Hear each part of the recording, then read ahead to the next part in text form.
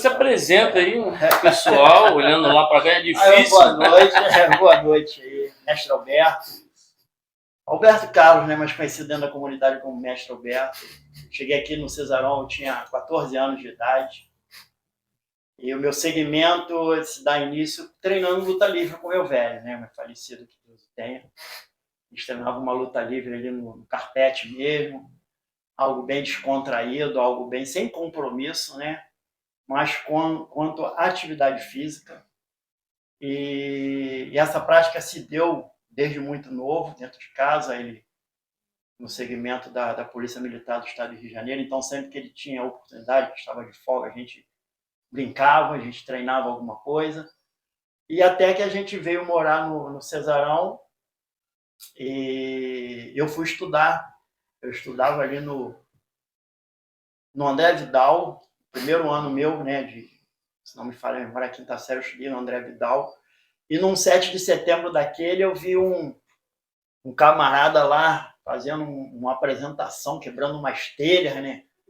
Aí eu falei, pô, gostei desse camarada aí, quem é? E fui em busca de quem é. Pô, isso aí é o Mestre Santana, cara. E ele dá aula ali no Colégio Dom Otto Mota. Aí eu falei, opa, é pra lá que eu vou, né? Setembro aí, procurei e comecei a treinar. E, coincidentemente, né, ou não coincidência, no ano seguinte, a minha sexta série, eu já fui pro Colégio Dom Otto Mota. Caramba! Aí fui estudar no colégio. Não foi nem cavado, não foi tipo direto. Aí fui direto, já treinava o Kung Fu com ele. Aí iniciei os treinamentos de Kung Fu, ele dava aula ali, dava aula no Tingui, Itaguaí, Campo Grande, no Luso. Muito conhecido, cara, muito super conhecido. Falecido Santana era chefe da segurança do Rômulo Costa, da Furacão 2000, na época. Uma história. Tinha muito... Teve uma grande repercussão. Sim. O trabalho dele a nível de Zona Oeste. E eu vim treinando, vim me graduando, vim conhecendo mais, me dedicando à arte. E logo depois já ganhei o direito, né, através de uma graduação, eu ganhei o direito de começar a ensinar. Porque eu descobri esse vamos chamar de talento para ensinar. Sim. Né, porque nós tínhamos uns horários e como estava falando eu, Alexandre, aqui, na época da gente fazer as nossas reuniões, nossas bagunças no Cesarão, nós fomos para a Quinta da Boa Vista e na volta eu torci o pé e tive que engessar. Mas eu era fominha de treino e eu fui pro Dom Otto, botei o uniforme, mas de bota. Aí ele falou assim, pega as crianças e ensina as crianças. E ali ele falou assim, ó, tu tem jeito para ensinar, cara, vamos investir nisso. Caramba, então dentro de uma adversidade surgiu o fato de que você tinha esse dom. Houve uma necessidade, né, dele. O treino ali era muito cheio, aquela quadra do ginásio era muito cheia. Era papo de 50, 60 atletas treinando naquela quadra. Então nós dividíamos. Os graduados tinham a obrigação de se dedicar a um determinado número de alunos. E nós, quanto graduado, nós íamos o final de semana para a sede da equipe, que era na Estrada do Tingui. O Centro de Artes Marciais Santana era na Estrada do Tingui. Então, lá nós treinávamos. Campo Grande. Em Campo Grande. Aí lá os graduados recebiam treinamento. Então, através dessa diversidade, como você falou, foi identificada essa coisa de eu poder ensinar, de eu ter o talento para ensinar, vamos chamar assim. E aí eu comecei a ensinar e em 87, 88, se não me falha, em 87 ele foi assassinado, né?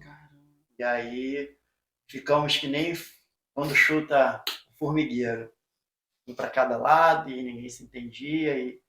E aí o que eu faço com conhecimento, eu com um monte de coisa na mão, uma responsabilidade, porque eu já dava aula com autorização dele. E aí eu conversei com o meu pai falou assim, cara, tu vai ter que caminhar sozinho. Caramba. Aí eu fui em busca de alguns amigos e falei, cara, vamos fazer o seguinte, vamos se juntar, vamos criar uma equipe, né, que hoje a gente chama de time, né, vamos criar uma equipe, que a gente trabalhava muito com associação, vamos montar uma associação marcial, a figura do mestre é essencial, mas vamos fazer nossa... não quero. Eu falei, então eu vou fazer. Alguém tem que fazer. Alguém tem que fazer. Pra não perder a sua identidade também. E no meu certificado estava escrito Federação de Pugilismo do Estado do Rio de Janeiro. O Centro de Arte Marciais Santana foi fundado em 79. Aí eu peguei, conversando com meu pai, eu falei, primeira coisa que meu pai falou, cara, você tem que se organizar, tem que organizar a sua documentação, antes de mais nada. Procura a federação. E aí eu fui para o centro da cidade, fui lá na Conselho Nacional de Desporto. Isso estava com qual idade, mais ou menos? 17 para 18 anos. Novo, já estava tendo que correr do seu jeito para poder botar o negócio para funcionar. E aí, lá no Conselho Nacional de Desportos, eles me direcionaram para a Confederação Brasileira, que era na Tiradentes. Uhum. Aí lá conheci a galera, eles me deram o endereço da federação, que era na Senador Dantas, aí fui lá e consegui com o meu certificado, aí eu me registrei. Quando eu me registro, eles reconhecem a minha graduação. Eles reconhecendo a minha graduação, eu era detetor do estilo no Rio de Janeiro. Sim. Então, aquele sistema que eu treinava, eu era o detetor.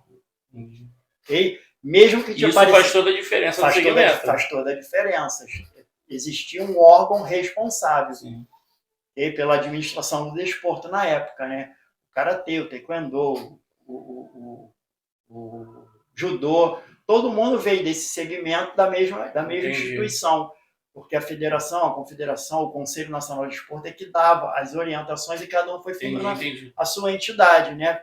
A primeira foi a Federação de Judô, logo depois de karatê, depois veio de luta livre, e cada uma foi tendo as suas respectivas federações. O Kung Fu ficou meio bagunçado, porque na verdade eram vários estilos, iam querendo ser melhor do que o outro. Na verdade, quem inventou o Kung Fu? Chinês, né? Chinês. Sempre tem essa diferença que a gente não sabe, que é todo mundo muito parecido ali. Verdade. Então a gente tem que saber exatamente de onde veio. Então eles foram chineses. O Kung Fu é originário da China. Né? As escolas detentoras de Shaolin, que a gente chama de Shaolin era um templo. Né? Então os monges treinavam. Aí tem toda uma história, uma outra cultura por trás disso, né? Até chegar ao Kung Fu propriamente dito. Você que está aí, é só pesquisar. Hoje em dia tem hoje internet. A internet está aí. Tudo que eu estou falando aqui, se pesquisar, a internet vai estar lá. Eu não posso falar nada diferente. Eu falo muito para meus sobrinhos, cara. Vocês ficam me perguntando os negócios que vocês podem pegar na internet, tá na palma da tua mão e a preguiça, não deixa. E o que acontece hoje, gente? A internet é uma fonte de informações positivas e negativas. Ela pode ser de desinformar também. Pode desinformar. Okay? E nós temos hoje, a cultura hoje, eu chamo de cultura miojo, que é o cara que é instantâneo. Que é tudo muito rápido na mão.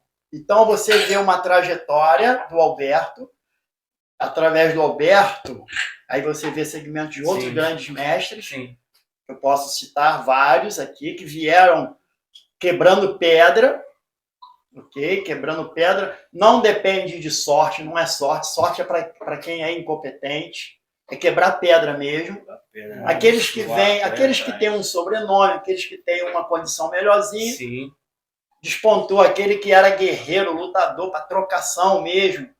Sabe? Aí caiu no mundo do Vale Tudo, caiu no mundo do MMA, da luta aí, ganhou dinheiro com isso, mas também, se sair dali, vai ter que montar o CT dele, vai ter que fazer, sabe, um outro segmento, dar continuidade a esse segmento, criando novos lutadores, novos profissionais da luta, enfim. Mas hoje não. Hoje você tem um cara que treina comigo, ele ganha uma competição, ganha duas, ganha uma graduaçãozinha. Aí vem um outro professor, oferece algo mais para ele pega e abandona a equipe. Lá de academia, né? Eu costumo dizer, isso aí quem eu aprendi com meu pai, sabe? Ele falava assim, ó, cavalo selado, todo mundo quer montar. Sim. Ninguém quer dar fácil, né? Tá fácil. E lá no descampado, laçar ele, trazer, ensinar. Sabe? Leva tempo, né? Eu tenho alunos que entram sem saber nem o que é esquerda e direita, cara. sem coordenação motora nenhuma. Aí você pega uma criança, você pega um adolescente, um adulto, não importa, um jovem, sem saber, do zero. Acontece muito isso. Muito. Tomei um susto aqui, cadê? Muito. Muito. No Kung Fu já era um pouco mais difícil, porque era praticamente uma irmandade, sabe? Então todo mundo se conhecia. Tu vem da onde? Eu vim do Mestre Alberto. O cara fazia questão e falou assim, para tu treinar comigo, o Mestre Alberto tem que te dar uma tem que carta. Passar lá. Porque o cara quer saber, Alberto, o que aconteceu com esse cara e que quer pular pra cá? Como é que eu dou carta branca pra um cara que não tem nem carta? De repente o cara fez uma besteira aí na tua equipe, vai fazer na minha, vai me queimar. Vai... Não. Então, acontecia muito disso. E aí, em 98, em 98, em 95, até o Júnior estava nascendo nessa época, em 94 eu fui trabalhar em uma empresa de segurança e essa empresa de segurança ela dava aula de defesa pessoal, armamento, tiro, primeiro socorro e tal. Sim. E aí nós fomos fazer um trabalho na usina nuclear de Angra. E na usina nuclear de Angra, o chefe de divisão gostou do meu trabalho e eu fiquei permanente ali. Então, eu trabalhei 4 anos ali dando instrução, dando instrução para os guardas de Furnas, na época. E ali eu tive condições de ampliar a mente. Te deu casca, né? Te deu casca. Trabalhei com 2 outros profissionais, né, de educação física, e aí eu comecei a participar de workshops, de seminários, e vi a importância de se investir em conhecimento. Entendi. Porque socar, eu costumo dizer que socar e chutar, até os macacos fazem isso. Faz até melhor do que a gente. Entende? Então eu comecei a buscar, eu falei, eu tenho que melhorar. Se eu quero esse segmento de ensino, eu tenho que me capacitar. Então eu comecei a me capacitar e conheci um camarada, quando ele vê, ele vai... que é como se fosse meu irmão de sangue, cara, sabe? Esse cara Kung Fu me deu isso. E eu falo que ele é meu irmão, que é o Marcos Ferreira. Meu irmãozão. Hoje ele tá lá no Espírito Santo, ele. Um abraço aí pra ele. Meu irmãozão. Te amo, cara. Muito. E aí ele lá no Espírito Santo, cara, no momento em que a empresa quebrou, aquela coisa toda, e você fica, e agora? Agora faço o quê? Vou ter que voltar a viver da arte marcial, porque até então eu tinha um trabalho, continuei ministrando aulas, mas sem o comprometimento de viver da arte, porque é muito duro. É muito sacrificante viver da arte, viver do que tu gosta. No nosso país quase que impossível. Quase que impossível. A cultura acha que... As pessoas acham que a arte marcial tem que ser de graça. Quem disse? É a mesma coisa que o pessoal... Até o nome, né, que a gente usou para fazer a chamada, a gente falou sobre isso, né, que é o mês da cultura exatamente por isso. Porque a cultura, de um modo geral, tudo que é cultural, ele é meio que banalizado. Ele não é levado em consideração. O pessoal que é artista, né, que passou pela pandemia e tal, foi desassistido de uma forma assim grande, e com vocês, né, o pessoal da arte marcial não foi diferente. E a gente quis dar essa oportunidade das pessoas virem aqui e mostrar o valor. Né? Não é simplesmente você pegou, abriu na Extreme Team, tá ali, tudo bem, valeu, tá tudo certo e tá funcionando. Não é só isso. Não. Existe todo um passado que não tem como deixar para trás. E voltando a esse passado, eu fundei a Associação Dharma de Kung Fu. A Dharma eu lembro. Aí foi fundada, Claudemir foi meu aluno, tenho foto do Claudemir molequinho treinando, sabe? Alexandre não? Não, imagina. Não. O pai do Alexandre foi meu irmão, meu paizão também, sabe? Me ajudou né? Nos meus estudos eu fiz curso de informática. Aberto de filho. De filho. Aí me levou lá pro Jornal do Comércio para eu fazer estágio lá. Ficou triste porque me chutaram. Me chutaram, tal, botaram um peixe, né? Enfim. E aí eu conheci, cara. Conheci o Marcos lá em Itaguaí. A gente fez uma amizade. Ele foi morar em São João da Barra, que depois de Campos. E lá em 98 a empresa quebrou. E aí a gente não tinha celular, a gente não tinha nada disso, né, na época. E o contato da gente era via carta. Caramba. Correizão, velhão, né? O cabelo branco, velhão, carta. Era correio, só carta. Carta, telegrama.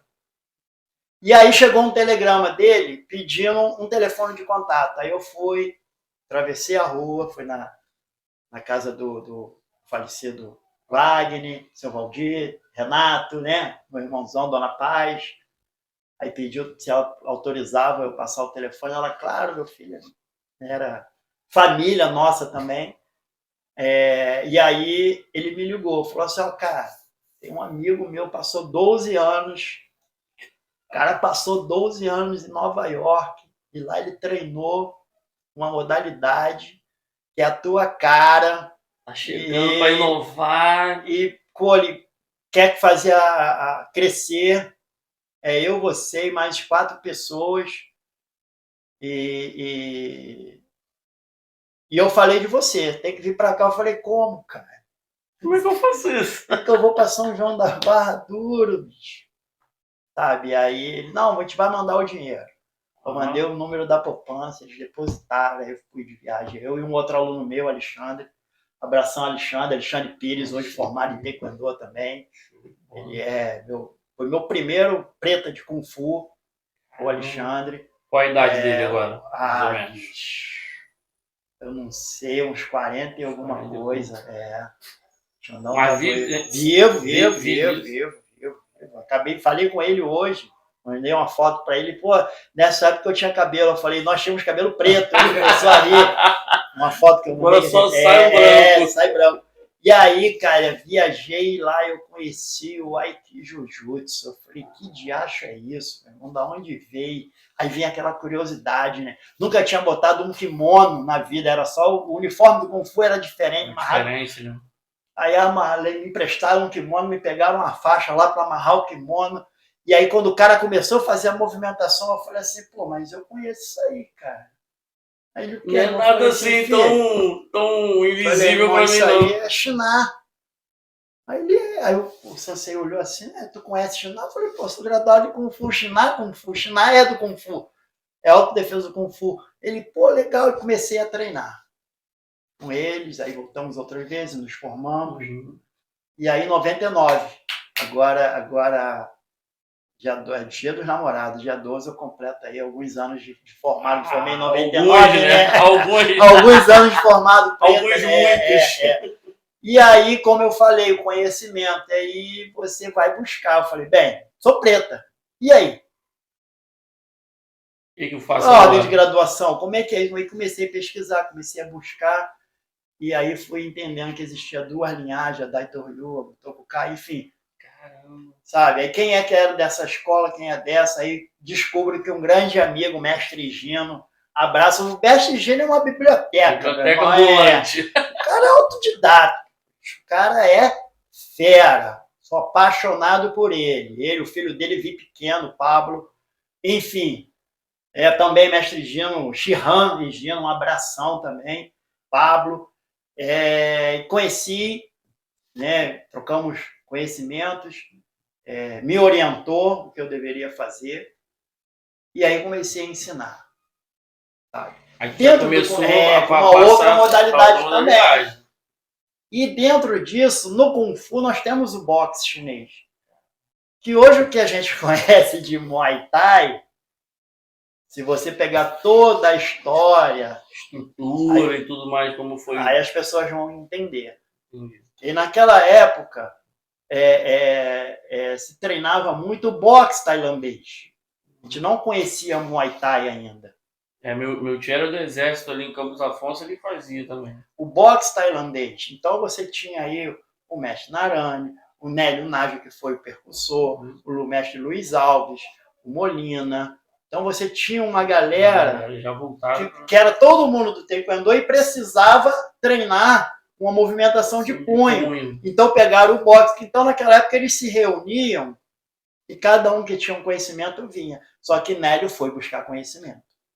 Olha o conhecimento. Diferencial. Cultura. Sempre vai ser diferencial. Sempre vai ser o diferencial aquele que busca. Aquele que busca mais. Isso aí. E aí trouxeram, né? Trouxeram e começou a ter várias competições. Muitos migraram pro kickboxer, né? Porque faziam a Federação de Kickboxer na época faziam excelentes eventos, fazem até hoje excelentes eventos.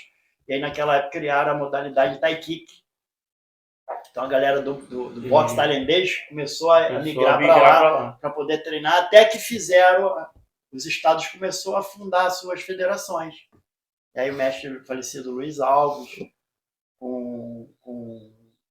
ai meu Deus, me foge a memória, o Arthur Mariano, mestre Arthur Mariano, eles, né, desenvolveram aí a Confederação Brasileira, e depois foram surgindo outras federações. Né? E nesse meio tempo eu sou convidado também. Fez parte também. Aí eu fui, e aí eu conheço. E aí eu conheci a Confederação Brasileira de Muay Thai tradicional. Porque eles trabalham o Brasil, né? Trabalham com duas vertentes que eles chamam de nacional e tradicional, mas Muay Thai é Muay Thai. Sabe? Tem uma cultura de dizer que se não usar cotovelo não é Muay Thai. Não, você tem duas linhas. Ó, vai aprendendo aí, você que está vendo aí. Você tem duas linhas, você tem o profissional e o amador. E aí você tem que ver a necessidade. E, cara, tu vai trocar cotovelada para ganhar uma medalha? Não compensa. Não faz sentido. Não faz sentido. Não faz sentido. Porque você trabalha, aí no dia seguinte tu vai estar aqui no teu estúdio com 5 pontos na testa porque tomou uma cotovelada e mas eu tenho uma medalha. Isso não quer dizer nada, cara. Sabe? Então, enfim, existe os camaradas que pensam o contrário. Tem mas o pessoal que faz disso um segmento, faz o segmento e pensamento.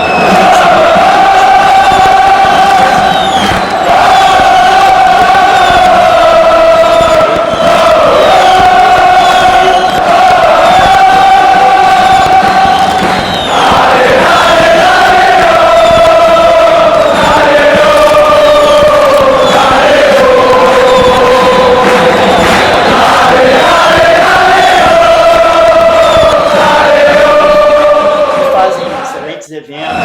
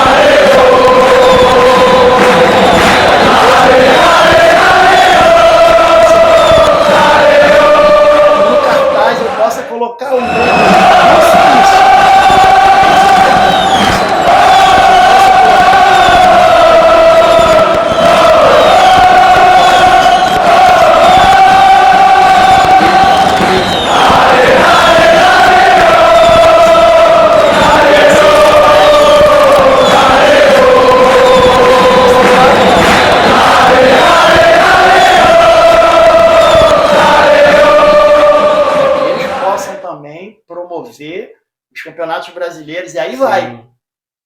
É tudo uma sequência, e tudo é movido pelo combustível chamado dinheiro. E tudo isso sem patrocínio é difícil. É muito difícil. É difícil. Se deixar, nem funciona. Não funciona, não funciona, não funciona. Cara, através do Muay Thai, eu tive um ganho profissional diferente do ganho que eu tive com o Kung Fu. Me deu a experiência, o know-how e o entendimento. Por exemplo, no Kung Fu, eu não, por exemplo, se o Claudio treinasse comigo, né? Se ele chegasse para treinar só eu e ele, não tinha aula. É difícil, porque dependendo do grau dele, existe toda uma movimentação que necessita de uma, duas, até 3 pessoas. Não, quando eu falo não ter treino, não significa que eu ia mandar ele para casa dele, não. Não ia ter um treino específico, eu ia ter que desenvolver fazer uma outra coisa com ele. Para não deixar ele totalmente parado. Isso aí. E já no Muay Thai, não. No Muay Thai, um saco de pancada e os materiais necessários para o cara for treinar só chute, ele vai fazer só chute. Eu tenho lá suco, ele vai fazer só chute. Eu vou poder desenvolver isso. Tem como desenvolver um trabalho com ele. Aliás, mas ele precisa fazer sparring. Aí eu vou pegar um graduado e vai botar um cara no não conseguir ter essa noção, não. A gente que é de fora, assim, a gente não vê a parada funcionando desse jeito.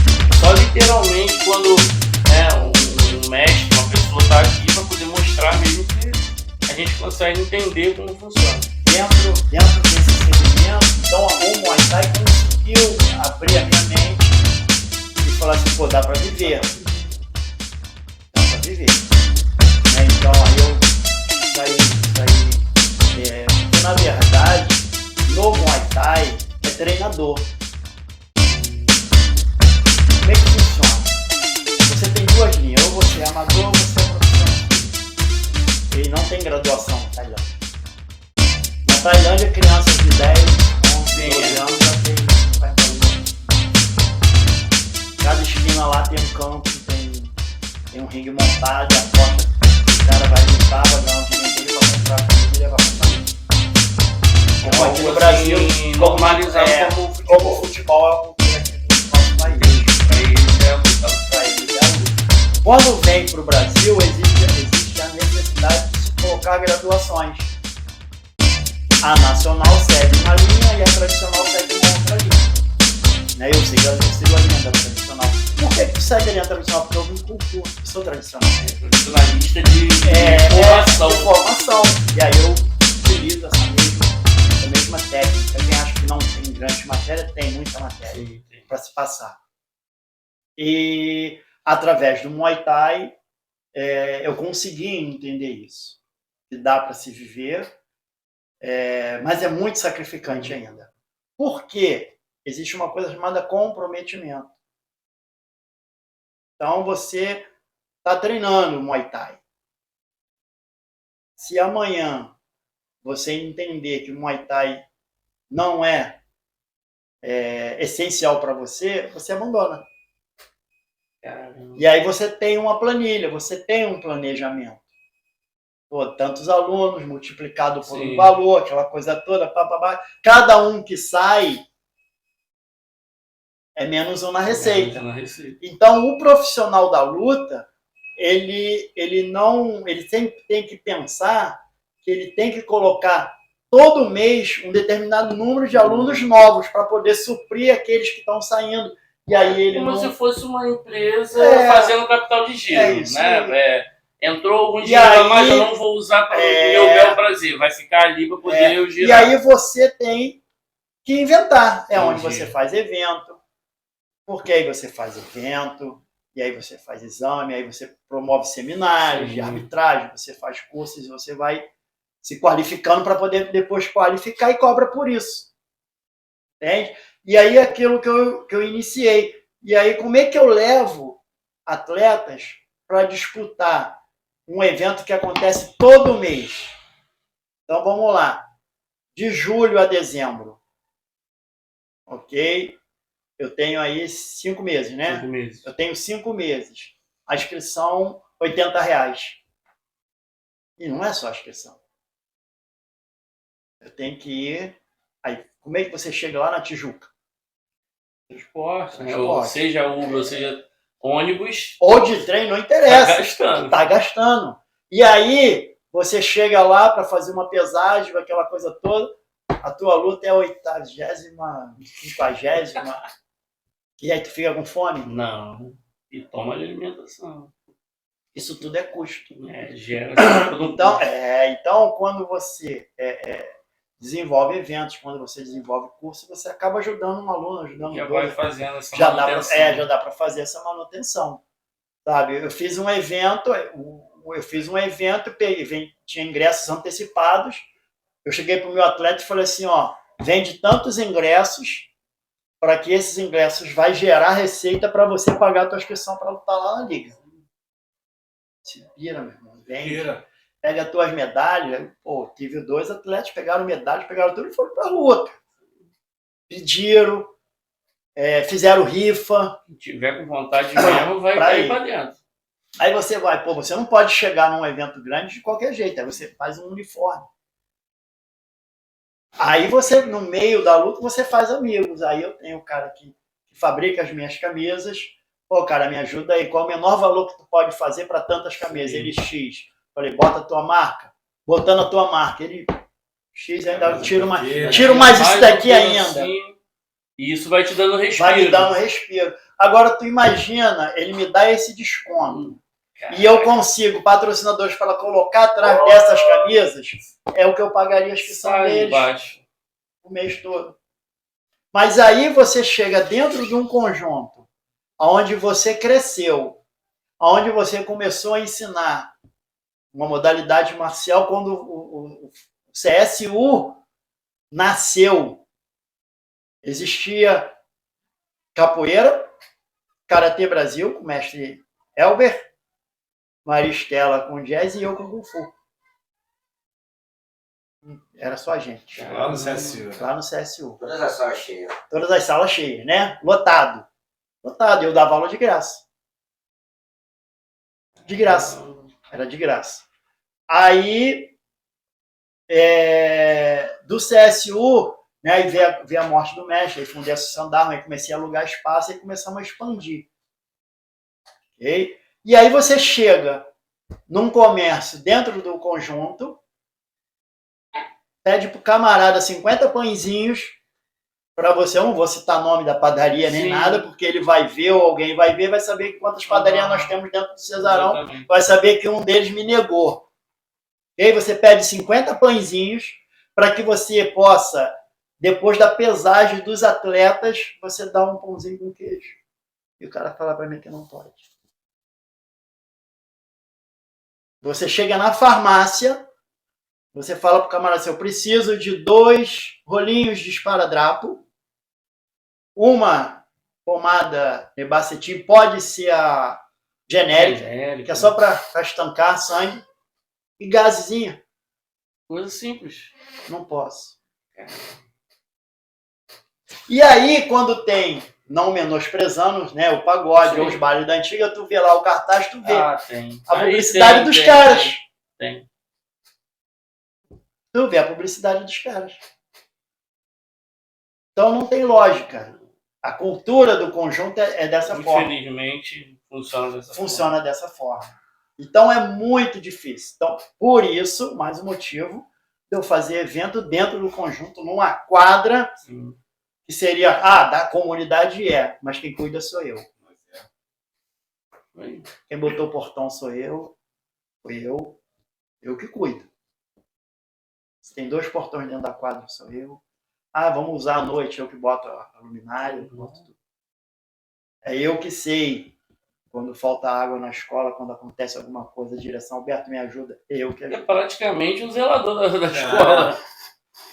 Caraca, você tá cobrando. Bicho, você chega no meu CT, você teve a oportunidade lá dentro, não, né? Eu fui de relance. Tá. Aquele ringue é meu. Sim. Eu já tinha visto, porque aquele ringue é meu. Júnior já tinha me mostrado. O ringue é meu. Então, dentro do meu CT hoje, você tem aquele ringue profissional, 6 metros, 10 sacos de pancada pendurado, bebedouro, água geladinha, ventilador. que tem que ser de graça? E eu atendo 30 alunos de projeto. Então eu tenho um horário disponibilizado com tantas vagas e aí esses alunos estão treinando. Mas como é que compra 10 sacos de pancada? Como é que compra um ringue? Queimou o bebedouro, e aí? E manutenção que fazer. Disso tudo? Manutenção. Você tem que fazer periódica. Porque o espaço foi cedido para tomar conta. Amanhã pode existir um novo projeto para aquilo ali, eu tenho que catar o que é meu e sair. Exatamente. A ocupação de espaço público está sendo feita. Está sendo feita. Mas quando der na cabeça dele lá que tem que... Quero usar, pronto, acabou. Quero usar. Ninguém nunca viu. Pega os seus paninhos aí, ó. Os antigos cracudos arrancaram janela, arrancaram porta, arrancaram tudo. Direto isso aí. Hoje eu tranco. Tudo bem que tem câmera, não tem mais. Lá, mas enfim. Mas não entram lá. E eu tô lá. Sábado, domingo, feriado, a gente tá lá. Trabalhando, treinando, fazendo evento. A gente não para, a gente movimenta. Sabe? O cara que tem um bar, o amigo que tem um bar em frente, ele ganha quando eu tenho evento. Sim. A padaria ganha quando eu tenho evento. Falei, né? A padaria ganha quando tem evento. Eu não queria falar. A padaria ganha. Tem um comércio legal ali em volta ali, cara. A farmácia em frente ao meu evento ganha. Naquele dia do evento que a gente fez a cobertura, cara, o pessoal não estava conseguindo achar comida. Para você ver como que movimenta o espaço, um espaço público. Um evento com 20.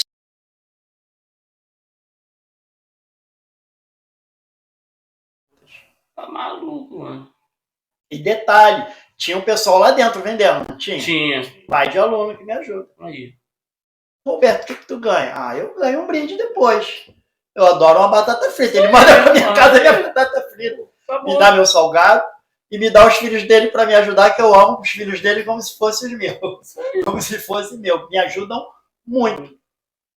Okay? Então, eu acabo gerando receita também. Eu gero uma receita para ele. Ele tem o comércio dele, naquela hora... Ele não vai fechar. Não vai fechar. E aí a comida. A comida, eu tenho um professor de kickboxing, amigo, aluno também de Thai, inclusive está sem treinar, toma vergonha na cara e vem treinar. O Wallace. Uma chamada já. O Wallace Oliveira. Ele trabalha com comida. Bora, Wallace, tantas comidas para sábado, tantas comidas para domingo. Faz isso. Quando o evento é domingo, a gente prepara as coisas no sábado. O evento foi no sábado, a gente preparou na sexta-feira. Tava eu e o pai de aluno lá, soldando o portão, para ficar tudo. Porque, cara, você soldar um portão, olha a questão de cultura. E aí o camarada vai jogar um basquete na quadra, ou vai jogar um futebol, o camarada se pendura no portão e arranca o portão. Isso aí é questão da cultura, educação. Educação. Né? Se a educação é precária naquele lugar... Ele arranca o portão, pega o portão e deixa dentro da quadra. Aconteceu isso. No sábado de manhã, o aluno vai lá, o professor Sensei Robert, é meu aluno, vai lá no CT, o portão já está do lado de fora. Já estava pronto para ir pro ferro velho o portão. Aí ele pegou, ele estava até sem a chave, ele achou que eu estava lá, eu desci, fui lá, peguei um portão, botamos dentro do CT. Para soldar. Agora os portões estão lá soldados e está com cadeado. Aberta, mas está com cadeado. Porque não quer dizer nada. Porque se o cara quiser levar o portão, ele vai arrebentar o cadeado e vai levar o portão nas costas. E o cara do ferro velho vai comprar. Porque é cultural. O pessoal que dá o jeitinho. É o jeitinho. O conjunto tem esse ranço. O conjunto tem esse ranço, né, cara? Infelizmente. Como eu estava comentando eu e o Alexandre, não é como era no passado. Infelizmente. A gente passa por situações e situações. Agora vamos falar de situações legais. Dos seus alunos, quantos você já viu aí ganhando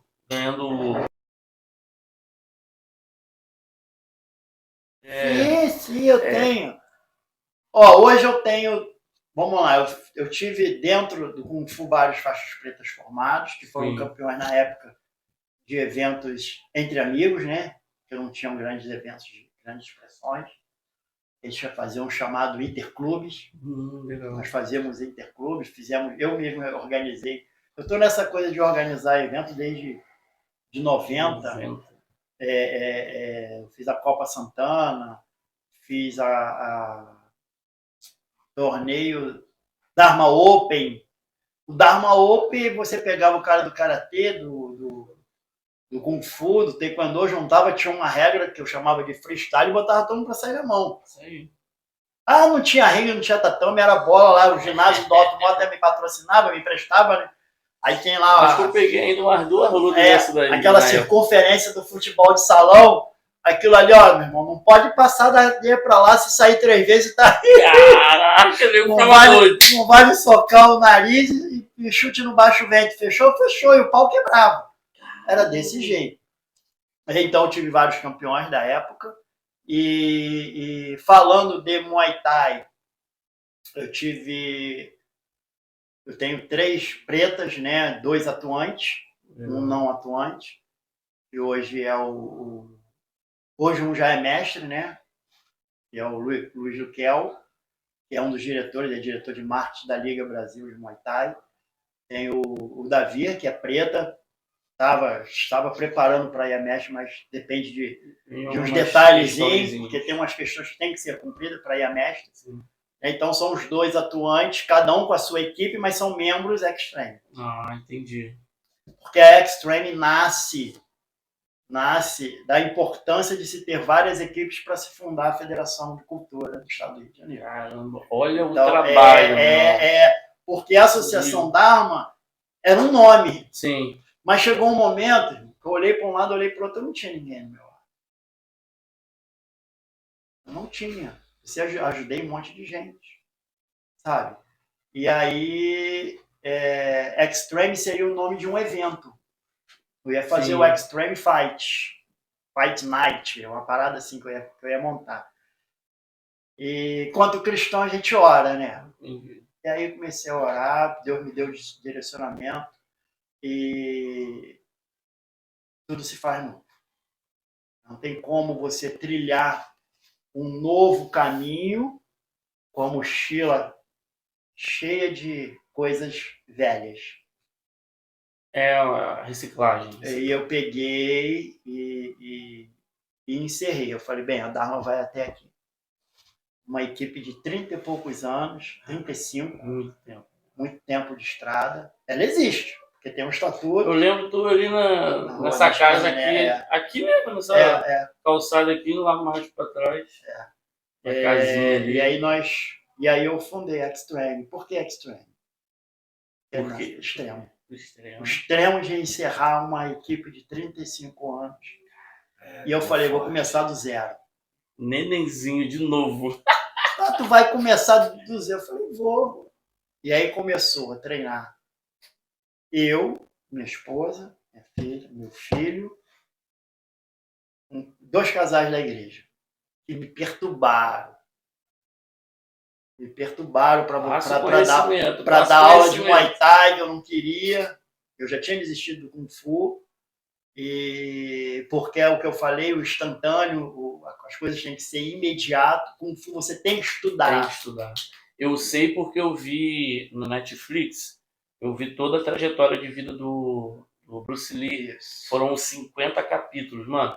Tu fica meio doido vendo aquilo, porque é tanta detalhe. Coisa minuciosa que eles quiseram passar esses 50 capítulos. Só acabou quando eles falaram, pô, tá do jeito que a gente imaginava mesmo, do jeito que ele gostaria que fosse. Passando literalmente por todas as fases da vida e do aprendizado mesmo, de mostrar ele com os mestres e tal, aquela coisa toda. Então, quando você fala do Kung Fu, eu lembro logo dele, não porque é super conhecido, ele é referência. Mas porque, assim, eu vi que em 50 capítulos, e olha que era 50 capítulos longos, de 1h30, 2 horas. Eu falei, cara, isso não vai acabar em 50, vai continuar. E os caras conseguiram.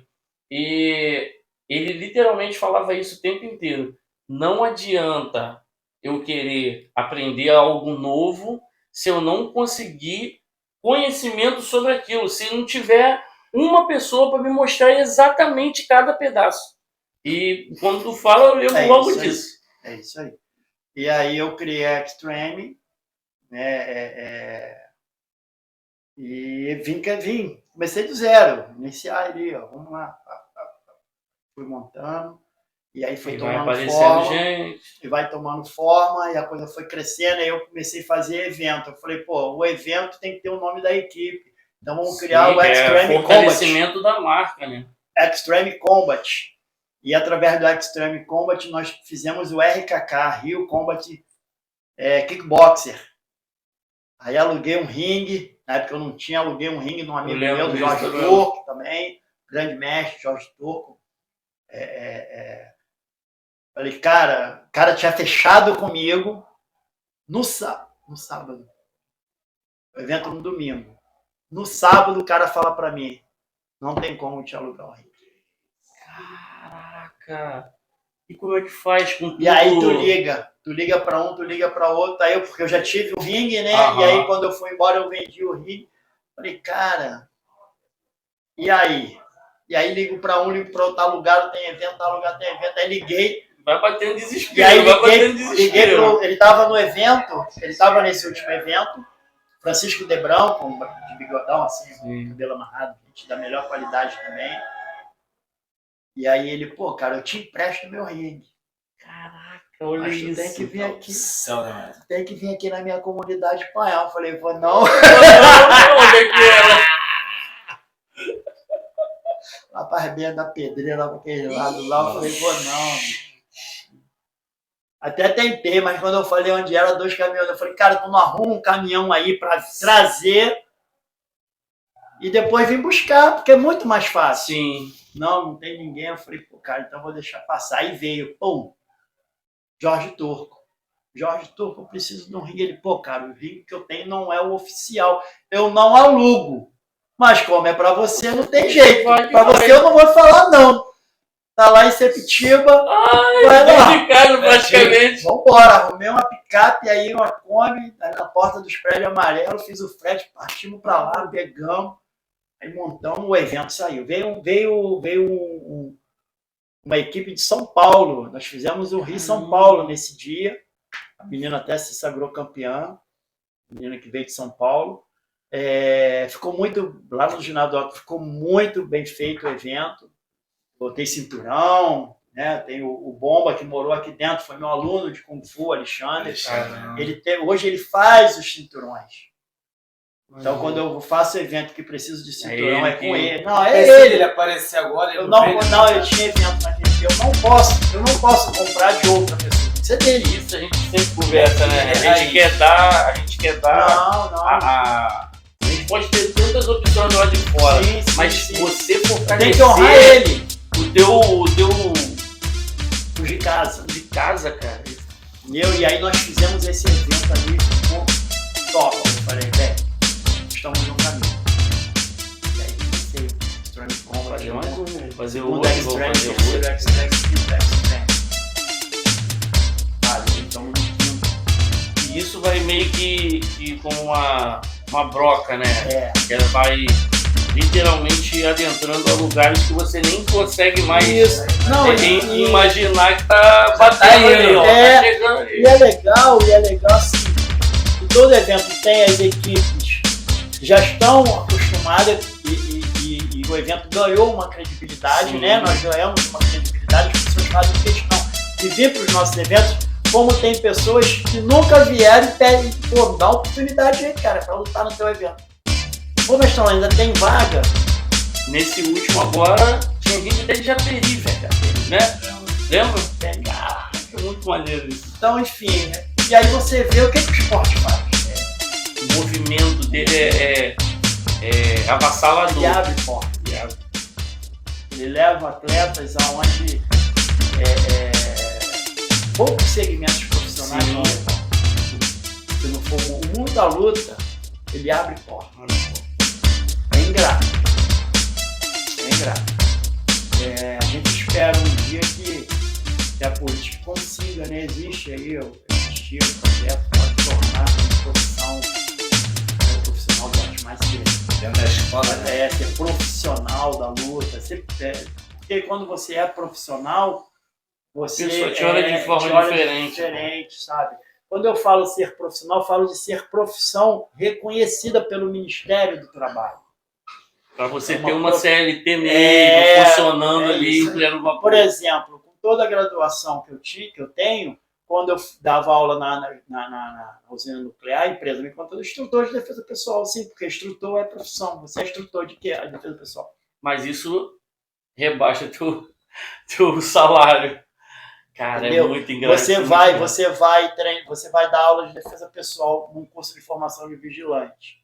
Não interessa o know-how que tu tem. Tu vai ser instrutor de defesa pessoal. Você tem um programa para seguir, você vai dar aquilo ali. Assim como o pessoal da área de educação física. Então, não tem como.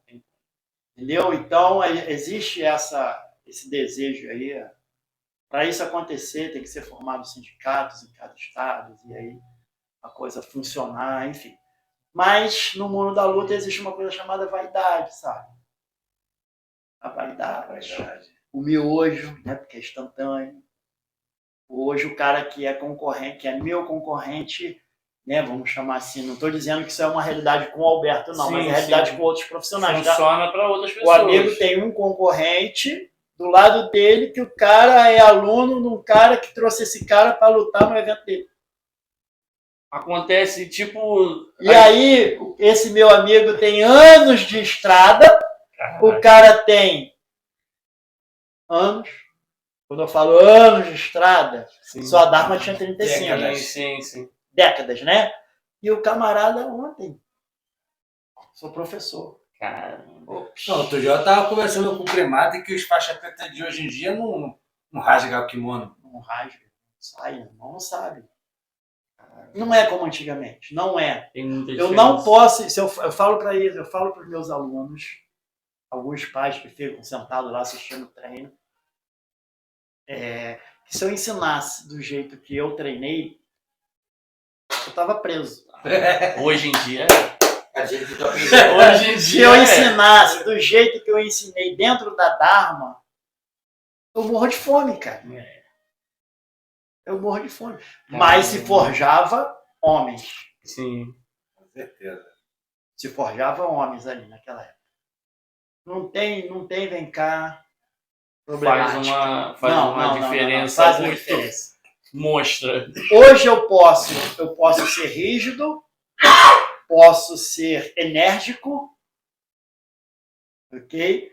Mas para eu dar uma bordoada como eu dava, como eu dei nele, como eu dei em outro, eu já tenho que fazer de uma outra forma. Levanta a guarda. Toma. Falei para tu levantar. Antigamente não mandava nem levantar a guarda. Bom, sabe por que tu tomou? Porque tu não levantou a guarda.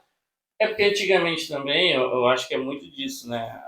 As gerações, elas mudaram muito. E na nossa época, eu nunca fui de luta, né? De fazer, né, nada voltado para arte marcial. Mas assim, o meu treinador no futebol, para mim, era quase meu pai, meu irmão. Tinha disso. Ele era quase meu pai. E ele me dava um solavão. Qual foi, meu irmão? De você, caramba. Ele tá falando, é verdade, que eu olhava para ele como o meu responsável naquele momento. Sim. E hoje em dia, infelizmente, não tem mais isso. Eu vou te falar, hoje, os profissionais da luta, cara, hoje nós temos uma gama de jovens e adolescentes problemáticos. O tal do TDAH é despejo. Sabe? Crianças fazendo tratamentos com psicólogos, é despejo. Hoje é muita criança que faz tratamento. E é legal quando uma mãe chega para mim e fala assim, meu filho teve alta do psicólogo. Isso aí Depois que veio para cá, teve alta do psicólogo. As 2 medalhas são essas, né? Isso aí. A melhor coisa que eu posso ouvir é isso. Quando eu chego para um moleque que que tinha medo de alguém que quando falava alto, a lágrima descia, hoje ele é competidor. Ele vai lá, luta, bota a cara a tapa. Sabe? Então eu tenho atletas hoje com 18 anos que já são campeões de 4, 5 eventos. Caramba! Novo assim? Novo. Eu tenho aluno, criança, já passou por 3 eventos e tem medalha de campeão de 3 eventos. Criança. É legal isso. Que maneiro, velho. Isso é muito maneiro. Eventos de expressões. Não é evento... Não vou falar que o meu evento não tem expressão, porque se vê alguém de Japeri é porque meu evento... Não menosprezando Japeri, não é isso, é porque é de longe. Se vem alguém de longe para o meu evento, é porque é um evento de expressão. Sim, se vem alguém de São Paulo para o Rio de Janeiro disputar um evento, vir no meu evento, porque o meu evento é um evento de expressão. Ok? Então, então, voltando, quando a mãe fala para mim, ou então quando a mãe chega para mim e fala assim, Alberto, tá na tua mão. Eu não quero nem ficar aqui. Caramba. Assim como também você tem mães que estão com o filho lá também, que a gente conhece, né? Porque é vizinha do Lava Jato ali do amigo. Sim. Que faz parte. Treina na família. Treina os 2 filhos e a mãe. Exatamente. Tá treinando lá, os 2 filhos e a mãe. Isso é muito maneiro. Isso é muito legal. Quer dizer, os filhos incentivaram. E treina, não é treininho, não. Ela treina. Treina com vontade. Não tá ali para fazer números. Mesmo porque... Não é simplesmente acompanhar os filhos para saber o que está acontecendo. Não é isso. Mesmo porque quando alguém chega para treinar, porque o que existe hoje em algumas academias, alguns centros de treinamento, são adaptações da luta. Então, vamos lá. O camarada, ele ensina técnicas de Muay Thai para emagrecimento. Mas não quer emagrecer treinando Muay Thai, quer treinar Muay Thai. Não espera vantagem nenhuma por você ser gordo, não. O problema é ser uma ali mesmo. Uma ali engordar. É direto e reto. É isso aqui, velho. Vamos treinar. Pô, quero competir. Quero ser competidor, ok. Bate essa meta de peso. Quando tu bater essa meta, começa a te preparar para um evento. Eu não vou pegar você com esse peso e te colocar no ringue para tu ser massacrado, cara. E eu passava, eu tenho um nome. Ou para satisfazer a vontade do aluno. Não estou ali para satisfazer a vontade do aluno. Estou ali para fazer um trabalho. Tem um trabalho sério. É uma responsabilidade. Sim. Muito grande. Tá? Então, quando o cara chega ali e treina, fala assim, caraca, bati o peso. Tem pessoas ali dentro, Gustavo, que faz parte da equipe de trabalho hoje, que chegou ali com 120 quilos, 27 quilos. Bateu 100 e já competiu. Caramba, então é realmente... Sem fazer trabalho específico. É um trabalho específico, então a gente tem um personal para isso. Pra cá. Aí o personal fightzinho, vai, bate, fala, bate pra cá, chuta, corta. E aí você vai fazer todo um trabalho voltado, um lúdico voltado, para ele atingir aquele objetivo sem ter que trocar, fazer trocação. Mas se fez a matrícula para treinar num horário de Muay Thai, ele vai treinar Muay Thai. Se ele fizer a matrícula para treinar no horário de kickbox, ele vai treinar kickbox. Se ele fizer o treinamento do jiu-jitsu, ele vai treinar o jiu-jitsu. Não vai ter regalia nenhuma só porque eu vim treinar, mas eu não quero fazer luta não. Não, peraí. Tu vai fazer Muay Thai. Aqui tu vai fazer luta. Não pode ser agora. Mas o negócio é tão envolvente. Que a pessoa vai pegando gosto. Quando eles verem também, eles vão lembrar na sexta-feira. Eu tenho um pastor que treina o personal fight comigo, né? Treinando. E aí tem luva para bater os sacos, que ele faz parte do treinamento para bater saco e tal. E ele tá perdendo, as camisas tá entrando, sabe? A bola, já tá um negócio assim na frente, já diminuiu e tal. Sexta-feira ele botou a luva, chamou o Xandão, começou lá. Eu falei, ia lá, pastor lutando. Não pelo fato de ser pastor, não, porque eu já tenho uma idade. sabe? Você imaginava que ia ficar só naquela ia ficar coisa só também. naquela coisinha ali, mas não. Ela já tomou o gosto, porque a luta é algo viciante. A luta vicia. É uma adrenalina. E outra, o teu corpo também necessita de tanto movimento. Eu sei disso porque de 2015 para 2016 eu perdi 32 quilos fazendo só treinamento funcional. Sim. Perdi, consegui sair da zona dos 3 dígitos, fiquei felizão, tal, não sei o que. Depois a vida desandou e aí eu acabei deixando de lado o que não era para ter feito, né? Mas assim, até hoje o corpo pede, ele pede. Tem dia que eu acordo e falo, cara, eu tenho que malhar, tenho que fazer alguma coisa. um movimento de manhã de 20 minutos que seja para poder meu corpo acordar, porque ele não está conseguindo. E o corpo pede o tempo todo se deixar. Então, e voltando, então muitas equipes aí estão fazendo esse trabalho. E aí começa a queimar a arte. Fica feio, fica chato. Ensina o que tem que ser ensinado. Mas não estou falando que é errado, não. Eu não faço. Eu não faço. Aqueles que eu ensino também não Quem fazem. quiser fazer, que faça. É cada um. Da sua parte. Como diria meu pai, cada um com seu cada um. Cada um com seu cada um. Cada um com seu cada um. Então o mundo da luta é isso. São altos e baixos, às vezes muito mais baixos do que altos. Isso aí. Sabe? Como eu falei, ele abre portas, ele te leva a lugares que outra profissão não te daria essa oportunidade. Entendi. Sabe? Eu através da luta, sabe? Eu lembro que quando a gente era jovem aqui, juntou os amigos, pô, vamos fazer Senai, todo mundo fez prova para Senai, para aprender uma profissão no Senai e depois fazer prova para Nuclep, porque quem trabalhava na Nuclep poderia ser indicado para trabalhar na usina nuclear de Angra. Tinha muita coisa, na assim. usina nuclear. Uma coisa te leva a outra. Porque a Nuclep é que fazia as peças para mandar para a usina nuclear, algo dessa forma que eu não me lembro. Enfim, deles todo mundo que foi trabalhar na usina foi eu, porque o esporte me proporcionou isso.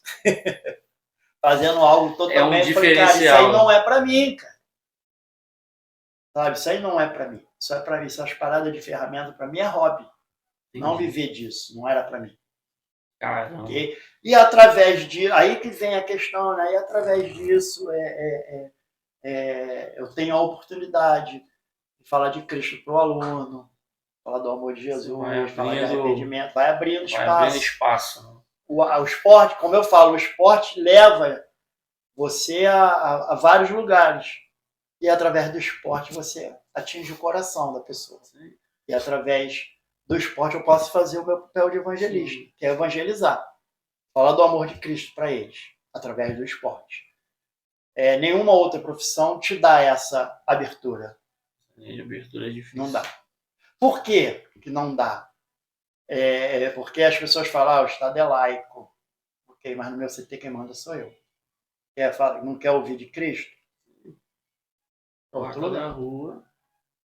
Ah, mas eu sou... Não, tá tranquilo, cara. Eu continuo te amando por você não cultuar o meu Deus, mas eu continuo te amando.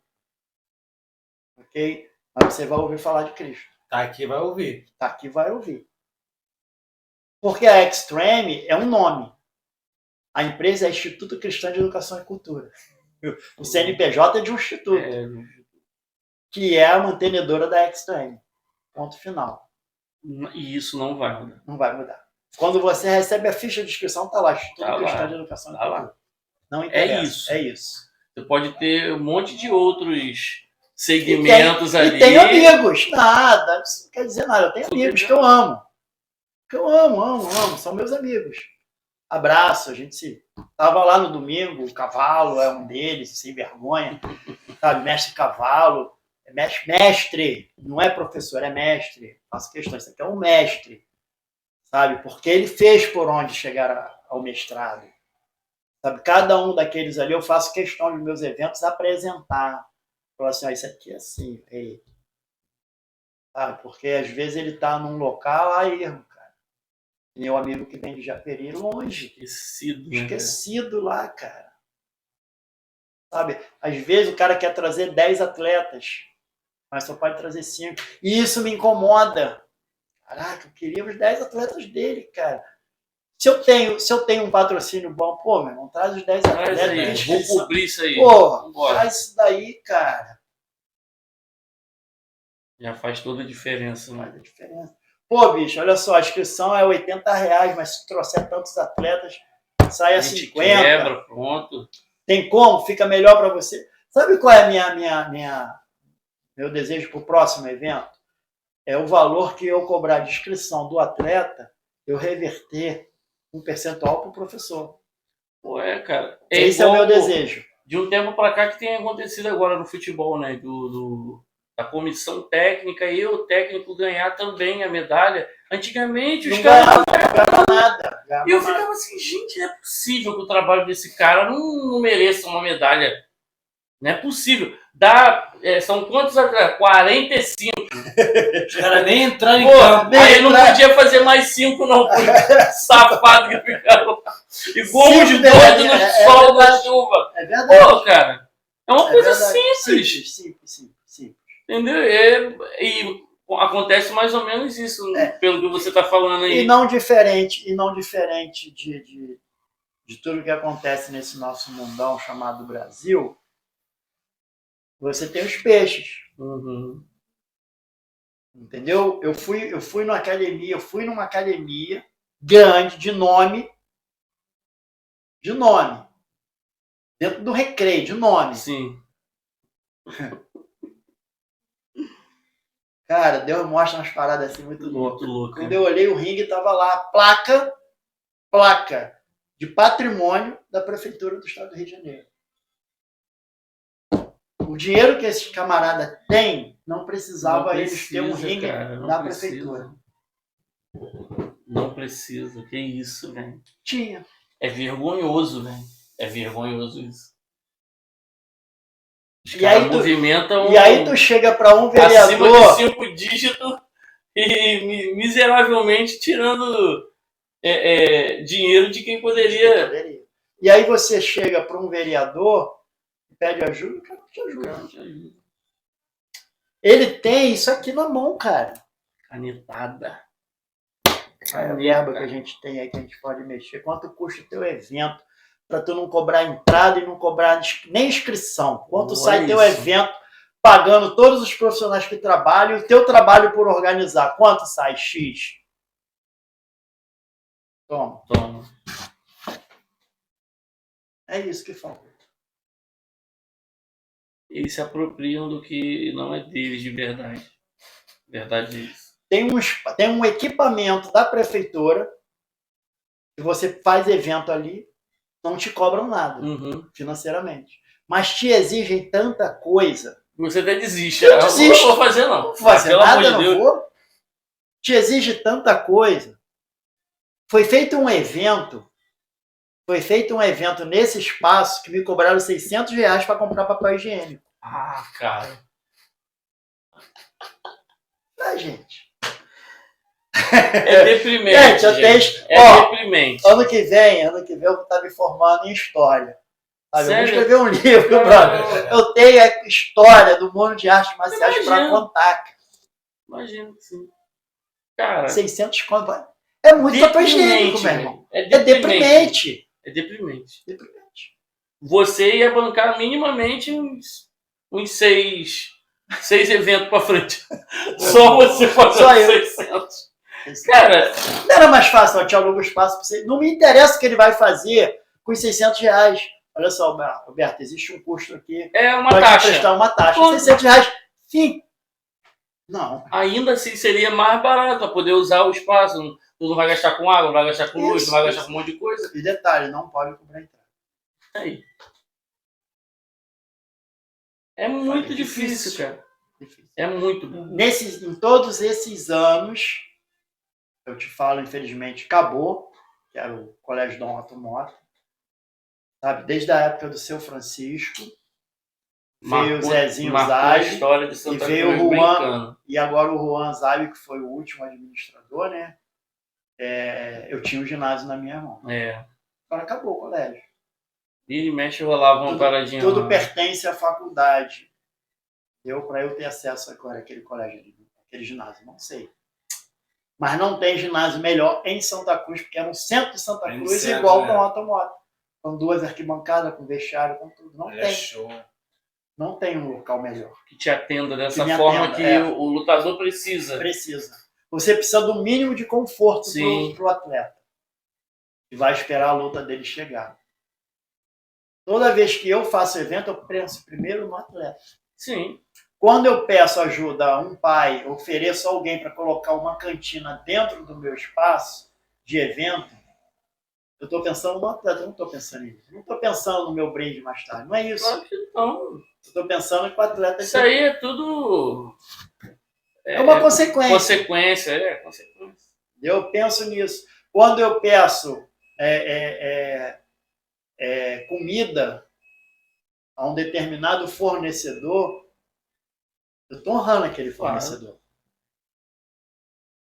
É amigo. Quanto tempo ele tem que ficar com aquilo aberto para vender aquele número de quentinha naquele sábado, naquele domingo? Pô. Então, irmão, a princípio 10 você já tem vendida. É certo. 10 é certo. Ok? 10 é certo. Aí eu vou no grupo. Galera, nós vamos ter um fornecedor de quentinha. Quem quiser, já chega no evento e fala com a minha esposa para botar o nome lá, tudo direitinho e tal. O cardápio é esse. Eu já jogo no grupo o cardápio, porque o amigo já mandou. O senhor já vai sabendo que ele vai comer aquilo. Acabou. O Jimenez é o primeiro. Ó, minha comida. Bichão, bichicone. Amigão também, era do Kung Fu, aquele que eu deixei do lado de você. Sim. Lá. É o meu diretor técnico da Federação de Cultura. Ok? Ele vem do Kung Fu, a gente fez uma amizade, cara, Tem professores dele que começaram a lutar em evento meu dentro do Dom Automóvel. Caramba. Professores formados por ele, campeões. Sim. Ele tem atletas que lutam no WGP e outros eventos grandes no Rio de Janeiro, que já levam alunos. Esse técnico começou a lutar em evento organizado pelo mestre Roberto. Nos Dharma Open da vida, na Copa Santana da vida, lá no Dom Automóvel. Muita história. Né? Então, isso é amizade, né? Que ficou uma amizade sincera. Sim. Tem aqueles que, infelizmente, vêm, mas não agregam valores. Só te faz ter um aprendizado ali, qualquer que seja, seja pro lado ruim ou pro lado bom, e segue. Tem uns que são só peças, não menosprezando nenhum deles, eu valorizo cada um deles, mas tem uns que só vai vir no meu evento, acabou. Não cria vínculo de amizade, não cria relacionamento. Tem outros que a gente se fala todo dia. Às vezes já é da pessoa também, então não funciona. Ó, eu ganhei um amigo, tá? O professor Tiago. Ele é aluno do mestre Marco Antônio Mosquito, outro grande mestre também da antiga. Rei Mosquito, amigão também. O Tiago, cara, eu tenho um carinho pelo aquele garoto imensurado. E ele faz questão de estar nos meus mestres, ó, meus alunos. Ó, vou levar tanto. Pô, mestre, infelizmente nesse agora eu não vou poder levar ninguém. Mas já falou, o próximo eu já tenho tantos alunos para levar para estrear, não sei o que. Mestre, se tu fizer um de boxe, até eu vou querer lutar. A gente se fala, a gente troca. Maneiro. Ó, vou botar um cinturão que era um aluno teu. Porque você tem que trilhar uma forma de... Não é qualquer um que vai disputar um cinturão no evento meu. Claro que não. O cara não vai cair de paraquedas no meu evento, mas não vai mesmo. Não vai mesmo. O cara, ó, trouxe tantos alunos para esses eventos. O cara vem, eu vou vendo a luta, ó, esse moleque aí é bom, hein? Ó, começa a treinar ele, mais um evento, ele tá numa toada boa. Vamos botar ele para disputar um cinturão, vamos embora. O cara já entra. Mexe com a motivação do cara, né? Porque não é simplesmente você fazer uma apresentação. Teve um que falou para mim, pô, eu levo meus atletas no teu evento, ela não ganhou uma oportunidade de lutar pelo cinturão. Eu falei, pô, cara, para tu trazer um atleta teu para lutar pelo cinturão, tem que falar com o teu mestre, porque as vagas vão para a mão dele. E já sabe como é que funciona a situação. É a mão do cara, porque tem uma pessoa que eu vou mandar. Irmão, olha só, tem uma vaga de tantos quilos para tem um lutador assim, vamos botar no disputa de cinturão. Tenho. Ô, bichão, não tem.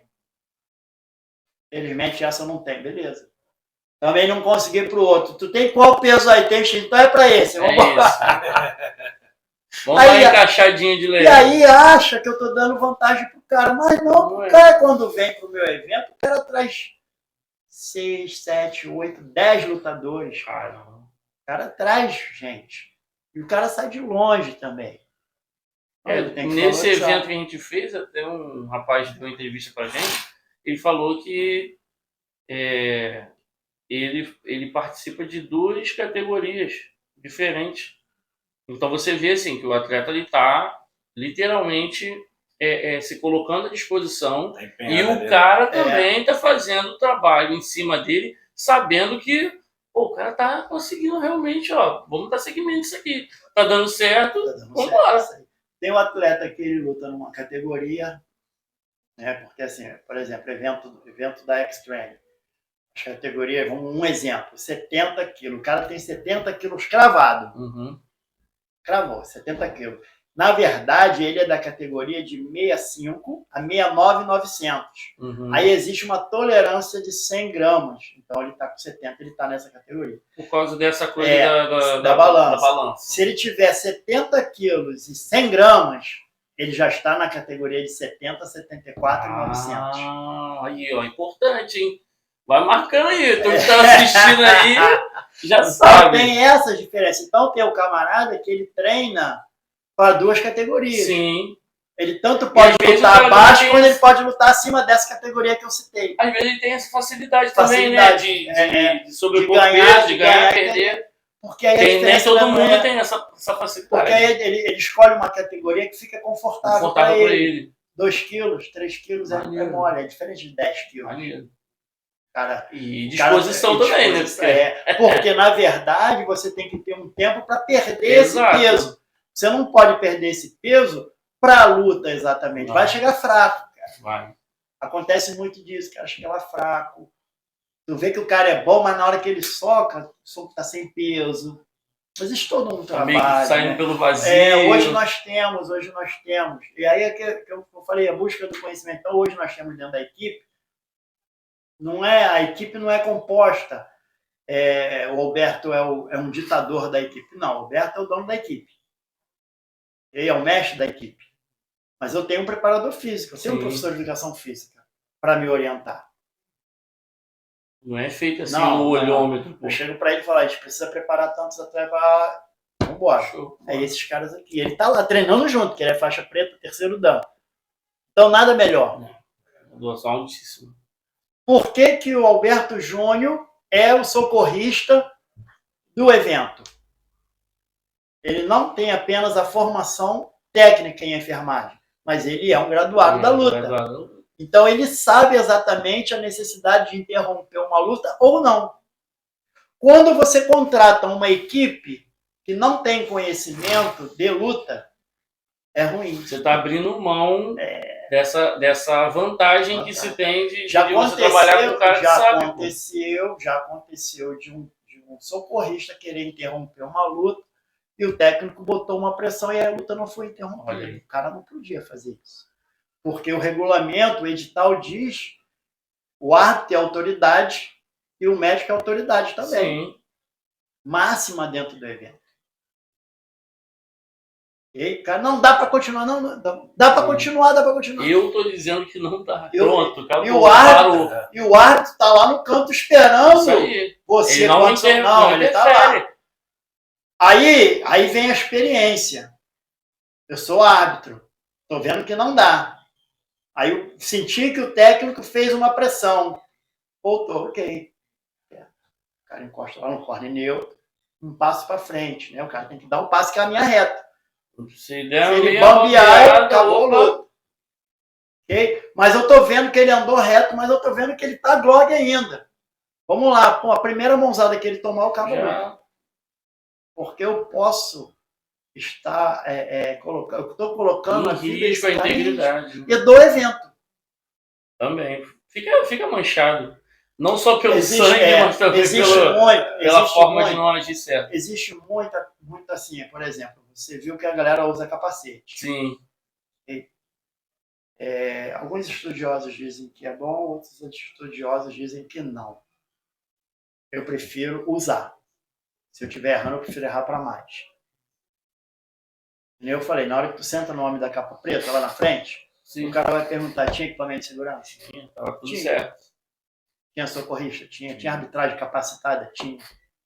Tinha uma ficha com autorização do pai e da mãe, porque ele é menor, para lutar? Tinha. O pai e a mãe estavam presentes? Estava. Tinha ambulância? Tinha. Você está calçado. Tá calçado.